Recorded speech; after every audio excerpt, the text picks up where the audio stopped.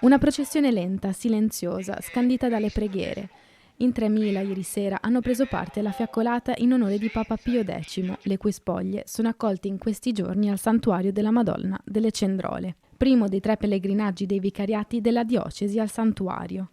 Alla fiaccolata presenti i vicariati di Castello di Godego, Campo San Piero, Mogliano Veneto e Montebelluna. Un segnale che c'è un popolo che vuole mettersi in cammino, che ha una devozione semplice, genuina, spontanea e che si lascia ancora stanare e pensa che sia bello poter fare qualcosa insieme. Che non è la semplice visita, il semplice omaggio al corpo di San Pio X, ma vivono un momento di pellegrinaggio, di intimità, di spiritualità. Un segnale di devozione, ma soprattutto di pace, in un tempo scandito dalle guerre. Una pace portata dalle persone che si sono riunite in pellegrinaggio e preghiera nel nome di Papa Pio X. In un tempo in cui tutto congiura per farci perdere la gioia e la speranza, dove a ogni piè sospinto abbiamo immagini e narrazioni di orrore, noi dobbiamo essere fiaccole di speranza, quella piccola candelina che abbiamo portato stasera,